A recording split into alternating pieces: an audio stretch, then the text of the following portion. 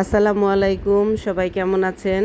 আজকে আপনার সাথে আরেকটা রান্না শেয়ার করব। সেটা হচ্ছে কচুরলতি সরিষা দিয়ে রান্না করব। এটা বিক্রমপুরের একটা খুব ফেমাস খাবার।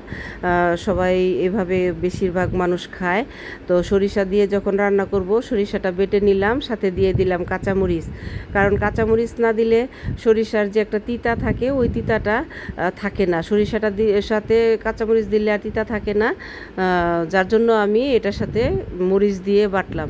তো বাটাবাটি শেষ, এখন আমি এগুলো মেখে নিব। সামান্য হলুদের গুঁড়া দিব আর লবণ দিব। লবণ দিয়ে এগুলাকে আমি মেখে নিব। মশলা আর কোনো কিছুই দিব না, শুধু হলুদের গুঁড়া আর সাথে দিয়ে দিব সরিষার তেল। তো মাখানো প্রায় হয়ে গেছে আমার। এখন প্যানে তেল দিয়ে দিলাম। তেলটা ভালোভাবে যখন গরম হয়ে আসবে, যেহেতু সরিষার তেল, এই একটু গরম করতে হবে বেশিভাবে।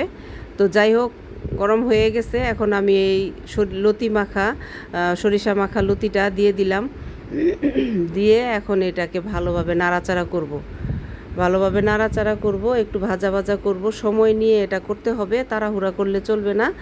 যদি সময় কম থাকে তাহলে এটার মধ্যে একটু পানি দিয়ে দিতে পারেন। যেহেতু আমি একটু ভিজা ভিজা করে মাখা মাখা করছিলাম, আমার আর পানির প্রয়োজন হয় নাই।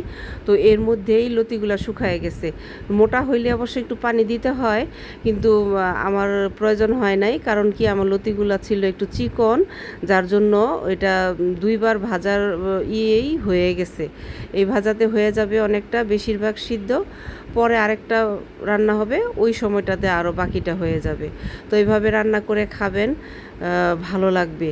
তো রান্না শেষ হয় নাই, এখন আরেক পর্ব শুরু। প্যানে তেল দিয়ে রসুন দিয়ে দিলাম, শুকনো মরিচ দিয়ে দিলাম, আর সাথে দিব কিছু বেশি করে পেঁয়াজ, কাঁচামরিচ, এগুলো দিয়ে ভাজা ভাজা করে নিব, বেরেস্তা করে নিব। বেরেস্তার এত সুন্দর একটা ঘ্রাণ বের হয়েছিল, মনে হইতেছে যে কি যেন একটা রান্না হইতেছে। তো যাই হোক, পেঁয়াজগুলাকে একটু সময় নিয়ে ভালোভাবে বেরেস্তা করে নিলাম। কারণ এইটার উপরেই তরকারিটার পুরাটা ফ্লেভার, স্বাদ সব কিছু নির্ভর করতেছে এই বেরেস্তাটার উপরে। এই বেরেস্তাটা যখন হয়ে যাবে, তখন এটার মধ্যে আমি আবার লতি যে ভেজে রাখছি, ওই লতিটা এই যে দিয়ে দিব। তো যাই হোক, দেওয়ার পরে এখন এটাকে ভালোভাবে আমি মিশায় নিব নাড়াচাড়া করে, যাতে এটার পুরা ঘ্রাণটা লতির ভিতরে ঢুকে যায়। তো ভালো লাগলে আপনারা এভাবে রান্না করে খাবেন। যদি রান্নাটা আপনাদের কাছে ভালো লাগে, যেহেতু বিক্রমপুরের একটা ঐতিহ্যবাহী খাবার, এভাবে রান্না করে খাবেন, ভালো লাগবে। আর ভালো লাগলে লাইক, কমেন্ট এবং একটা শেয়ার করে দিবেন। আল্লাহ হাফেজ।